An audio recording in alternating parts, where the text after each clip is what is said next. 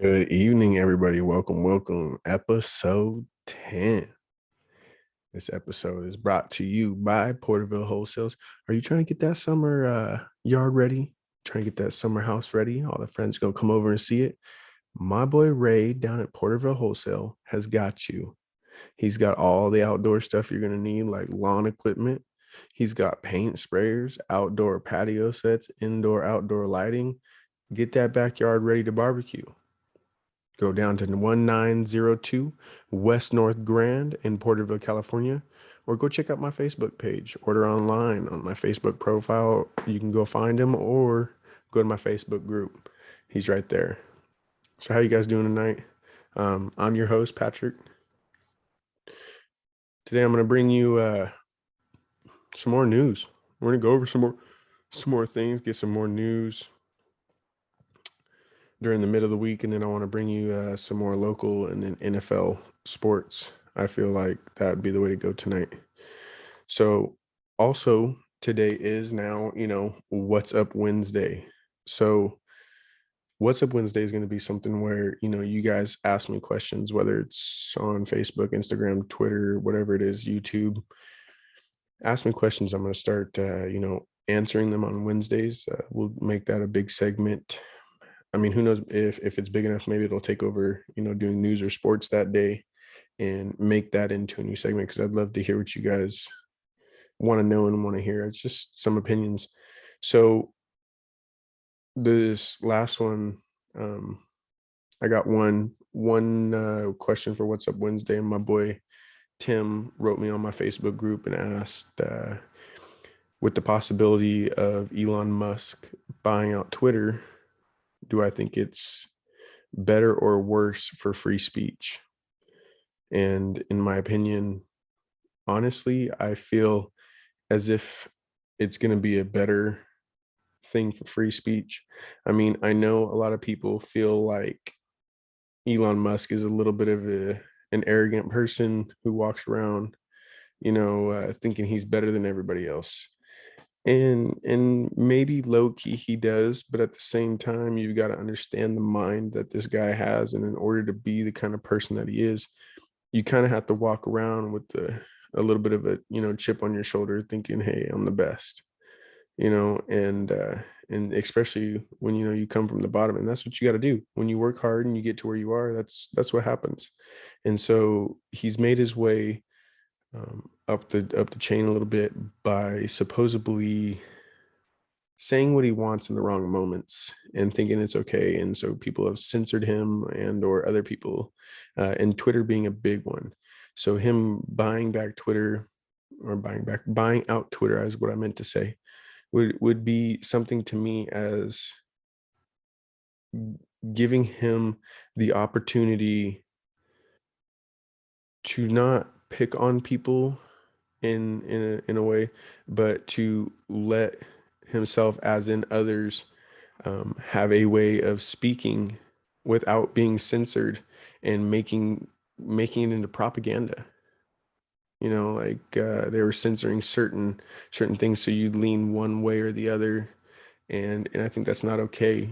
So him stopping that and bringing it back to an equal level playing field, and mind you, censorship's going to be there whether you want it or not. So him bringing it back to a level playing field is going to be nice. I mean, I'm not.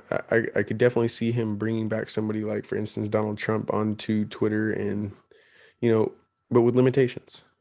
I mean, everyone's going to kind of have to, have the same kind of, hey, you just can't say everything, but be yourself more rather than be somebody who they want you to be.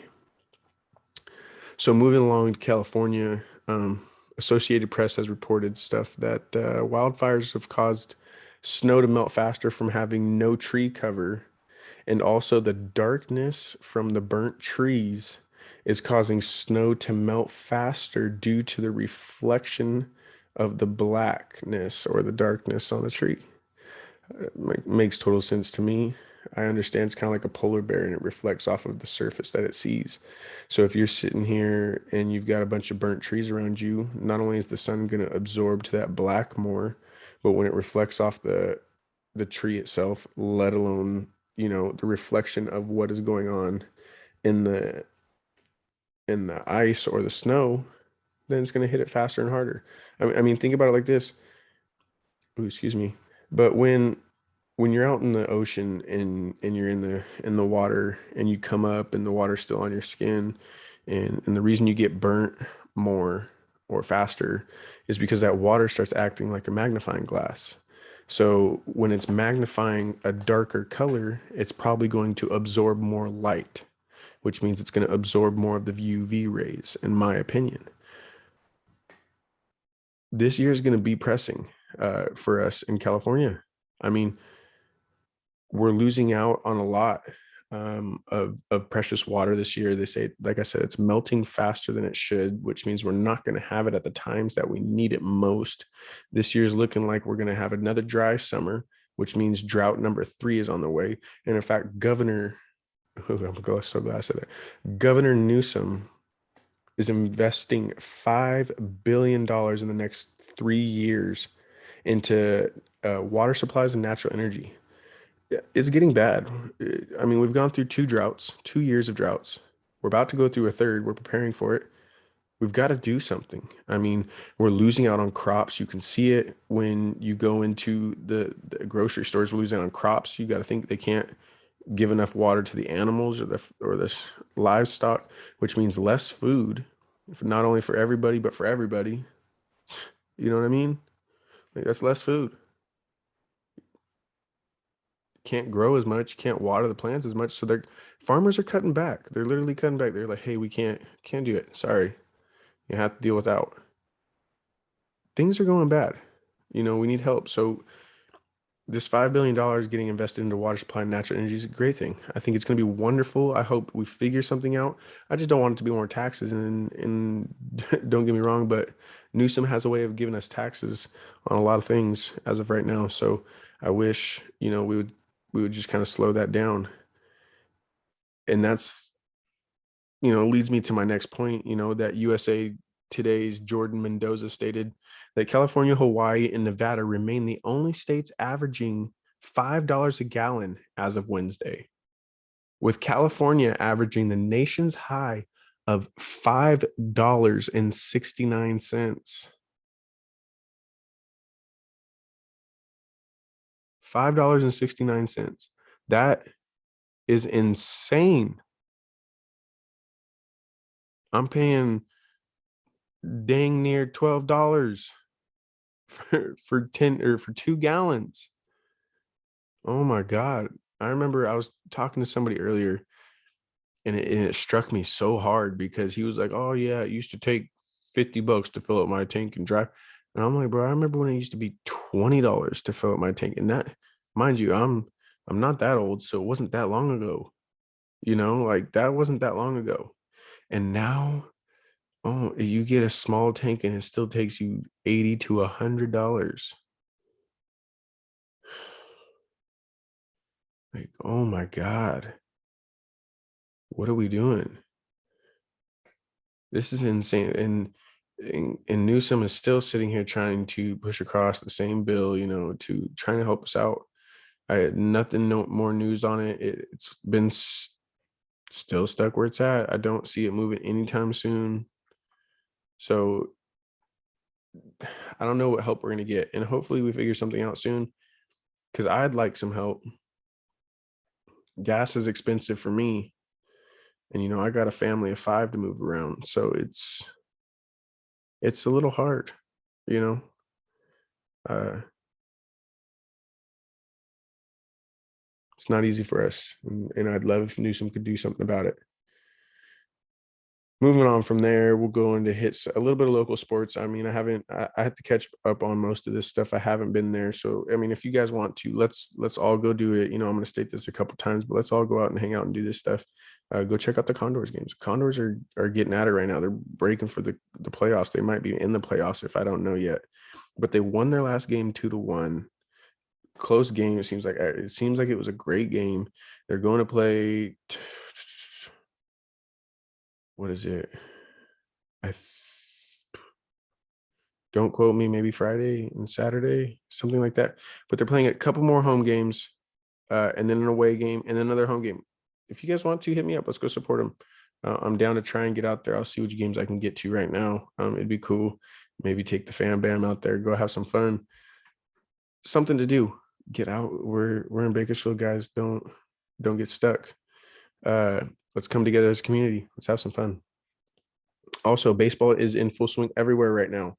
No pun intended, but it is. It's cracking. Another one.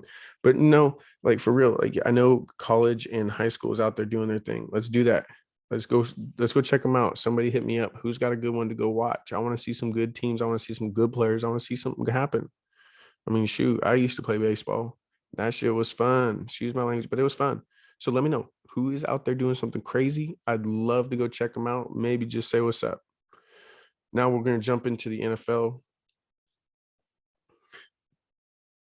Always something crazy going on this year. I don't understand it. I always talk to my friends about it. Like, this is the only year I've ever seen where players are choosing where they want to go. The only player that I can understand choosing where they want to go is Tom Brady. Tom Brady chooses where he wanted to go to Tampa Bay, and that's okay. You're Tom Brady.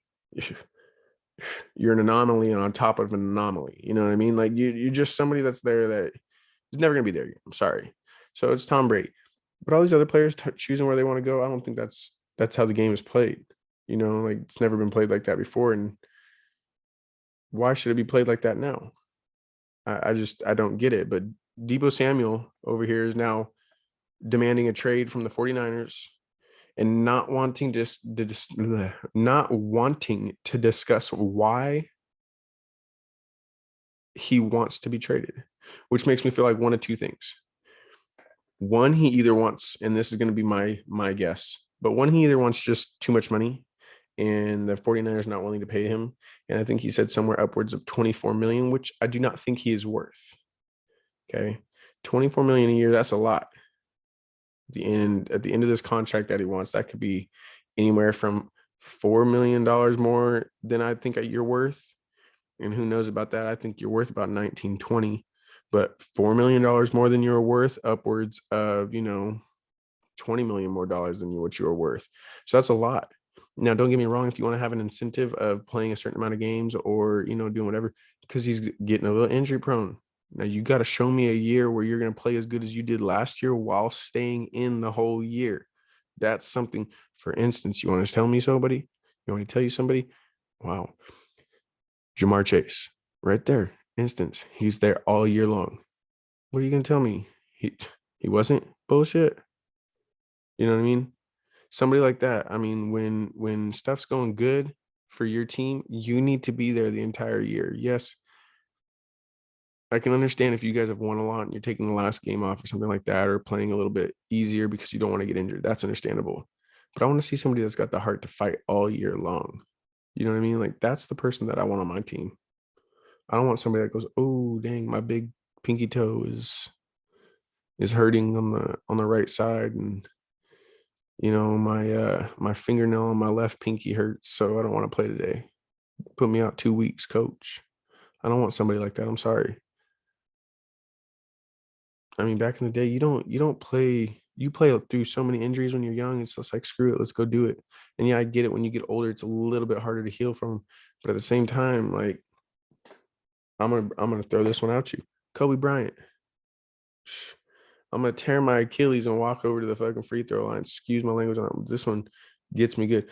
Walk over to the free throw line, sink my free throws, and then walk off after I just tore my Achilles. Like, come on, my boy, you're gonna tell me that ain't heart? That's when you know you're the greatest. I'm sorry. Um, but coming off that major injury last year, it does give excuse for injury prone. You know what I mean? And that's a big thing, especially for a wide receiver at his age. You don't want to be injury prone. You want to be known for doing something good. So I definitely see him wanting to get some money, which I understand. Because if you get injured again this year, you're not going to get that money. Probably not going to get half that. It depends. It depends on what the injury is or what you're doing, and how well you still play. It kind of turns into like a Julio Jones situation where it's like, yeah, you're good when you're on the field and you're going to get the ball, but at the same time, you're not always on the field. So I don't know what you want me to tell you. So I don't want to give you the ball.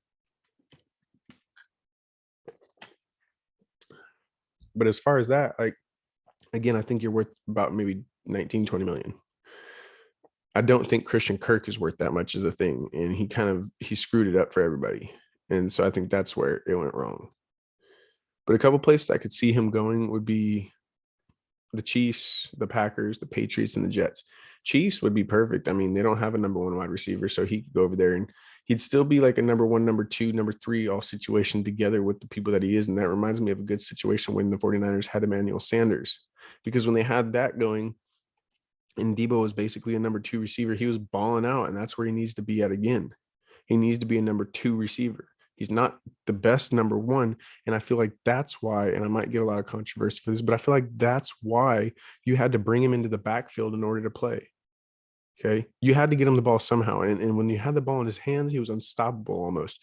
But when you didn't have the ball in his hands, it was hard enough to get the ball in his hands from your quarterback. And then he wasn't the best receiver in the world to get open every time to be, helping his quarterback out enough to get him the ball. So you had to do something. Maybe with a better quarterback, like someone like Patrick Mahomes, who's going to get you open anyway, and he'd be great at just getting open and then getting the ball and then running with the ball, would be a wonderful situation for him. Packers, I mean, basically the same thing.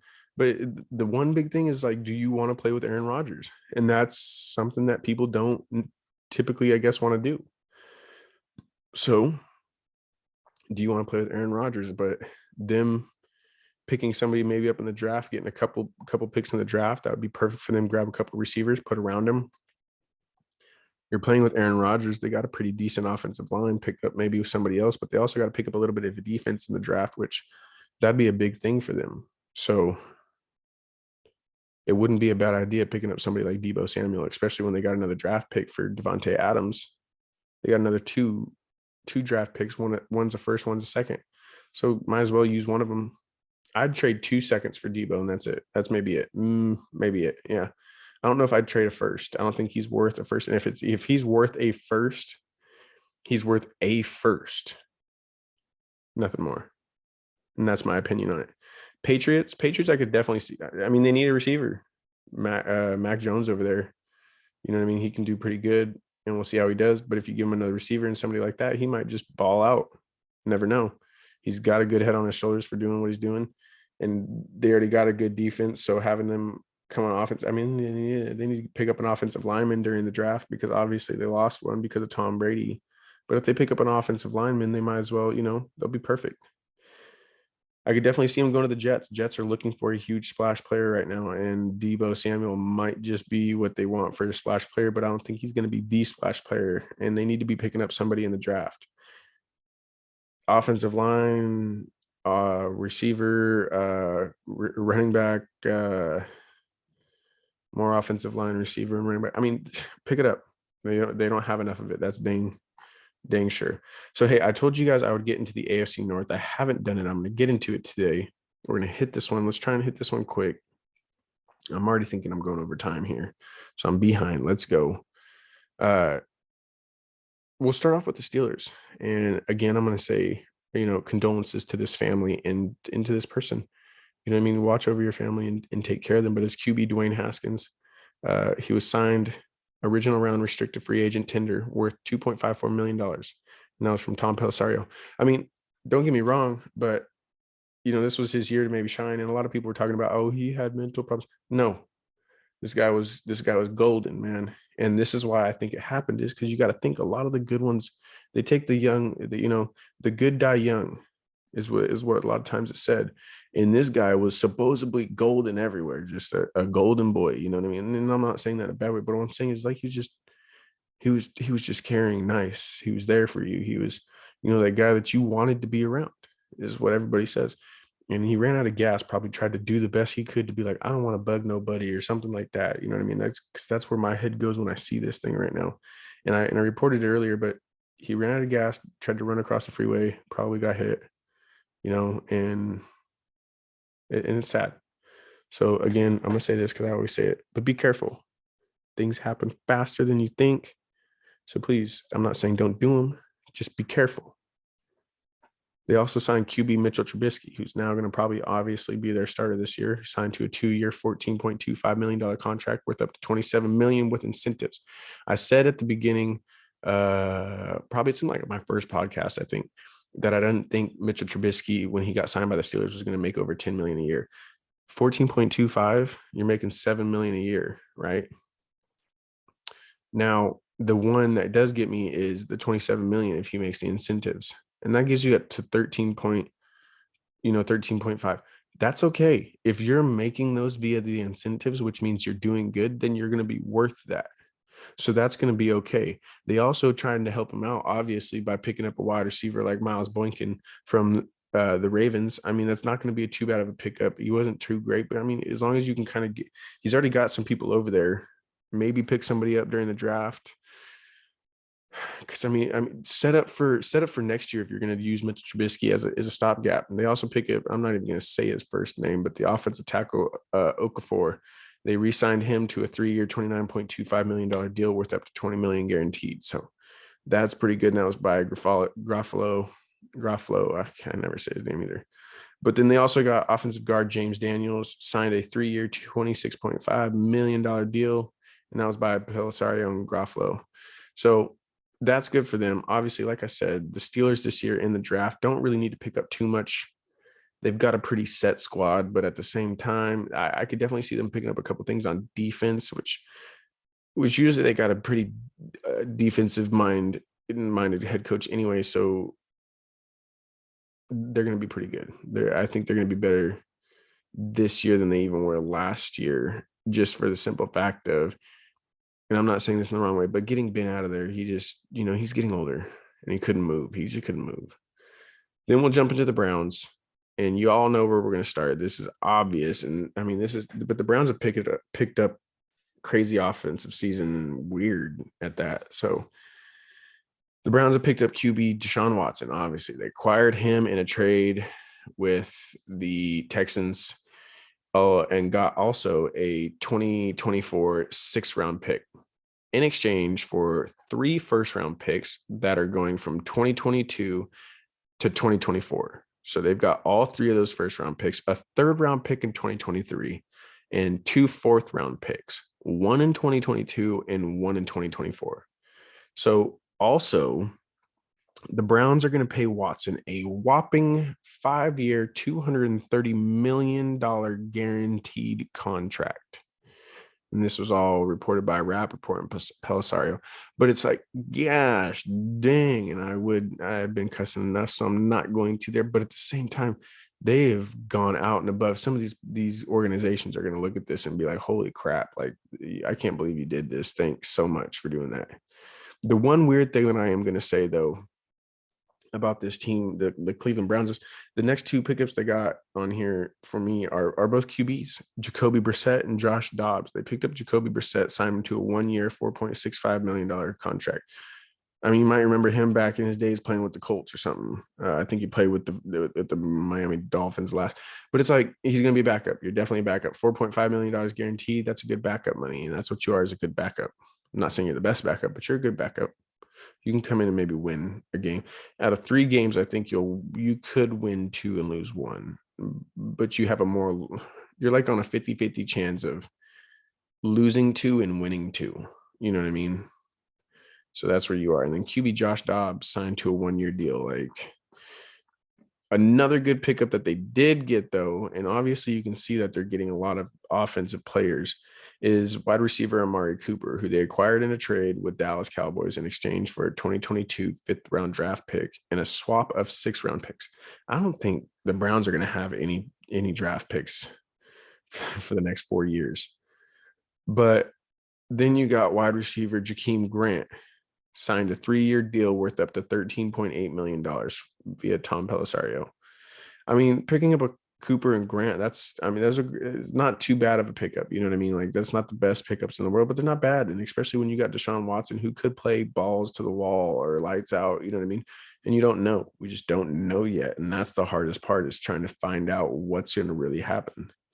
They also got tight end David Njoku. They put him on a franchise tag. So, I mean, obviously they think something good about him. I don't know if he didn't perform like I thought he should last year, but he does have the potential. And I guess that's what really matters most. You know what I mean? If you want to really think about it. Then they also got Denzel Ward, who signed a 5-year, $100.5 million extension that includes $71.5 million guaranteed. And this was by Ian Rappaport. But that's, I mean, yeah, he deserves it. I mean, he's balling out for them. He's their only, DB that's really on the team. Who else you got on there? Myles Garrett. But I mean, they just don't got anybody really on defense. And if you're gonna pick anybody up for the Browns this year, you got to pick some people up on defense. That's the only place you can go to for them. Offense, obviously, you picked up 15 QBs. I know I'm over exaggerating, but God, you picked up 3 QBs. You still have what's his name? Baker Mayfield. Like, get rid of him, drop him, do something, drop one of these guys, keep him. I don't know, do something with him. Next, you got the Bengals. Bengals, they got a squad, man. They did great this year. I think they're looking scarier. I don't know about that hangover. They might not get it, but they picked up another QB, probably just they re-signed their backup to a 1-year deal via Pelsario. They also got tight end Hayden Hurst. I forgot exactly where he came from. It was the Bills or something like that. But anyway, 1-year contract, show me it. You know what I mean? He's gonna got to do something. But this is when it gets good for me. This is when I get real excited for this team. Offensive lineman Lyle Collins signed a 3-year deal. Okay. That's great for them. They need offensive linemen. Obviously, last year they got torched in offensive linemen and got sacked 8 times in the Super Bowl. Should have been 75 times in the Super Bowl, but I don't know if they could have done that. Then they pick up not only an offensive guard, but the offensive guard called Alex Kappa, who signed to a 4-year, $35 million deal that includes $20 million over the first 2 years and $1 million in Pro Bowl incentives each year, reported by Jake Palmer and Grafalio. I mean, this guy was just guarding Tom Brady. He was just holding on to Tom Brady's side, you know what I mean? And obviously was good enough for that. So why wouldn't he be good enough for Joe Burrow? I mean, shoot. Oh, Berber, you know what I mean? Then they also pick up another offensive lineman, Ted Karras, my bad, signed a 3-year, $18 million contract. They're just trying to protect their boy Joe Burrow, which is an amazing thing. And I'm so happy to see that. Then they go out and sign a defensive tackle, BJ Hill, re-signed him to a 3-year, $30 million deal that includes $15 million in the first year. Ian Rappaport on that one. But it's like, holy moly, last year their defensive line was legit. It was stacked. And they're going to come back and bring it back again like that. Like, God dang. Not only that, but staying on the defensive side, they gave the franchise tag to Jesse Bates.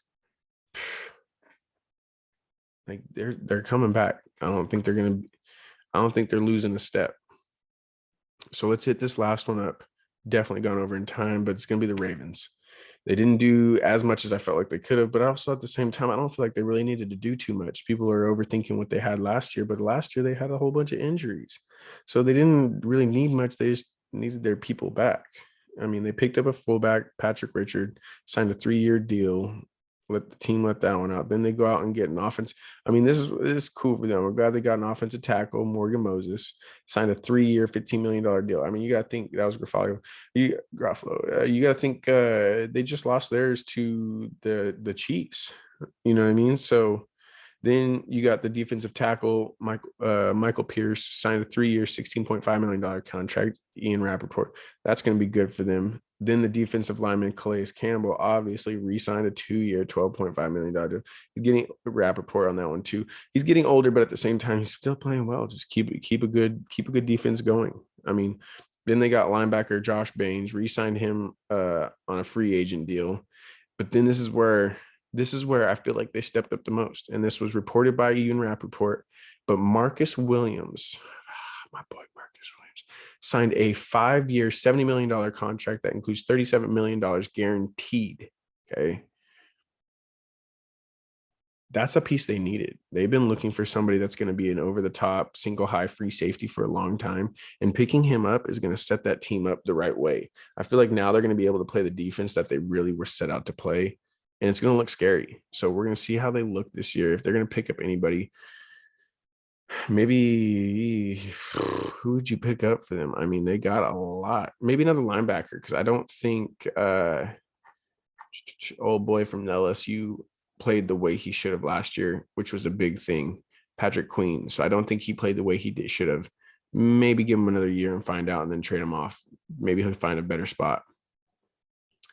But other than that, guys, that's all I got for you tonight. So just remember, you can find me at Facebook, Instagram, Twitter, YouTube, Spotify, Apple Podcasts, Google Podcasts. Go look up Two Peas Pod. It's spelt out TWO space PS space POD. I will be having a website up for you guys soon. Trust me. So just remember also, this episode was brought to you by Porterville Wholesale. My boy Ray has got you hooked up. If you want to go get hand tools, you want to go get hand saws, you want to go get hand drills, you want to go get impact drills, nail guns, compressors, whatever it is, top of the line equipment. If you want to improve your home, they got ceiling fans, they've got stuff from, vacuums to, chairs to, if you need it, they got it. Trust me. If you just need to go look over there and find out what it is you want. Okay. They got that for you. All the good stuff. Craftsman, DeWalt, Bosch, uh, all the good stuff. Just go check it out. Trust me. Find them at 1902 West North Grand, Porterville, California. Or go check them out. Order online. You can go find them on my Facebook page. He's on there. Go check out my Facebook group. You can find him there too. Just go check him out. My boy Ray got you. Tell him 2P sent you. He'll get you. Other than that, you guys have a good night. I'll see you soon.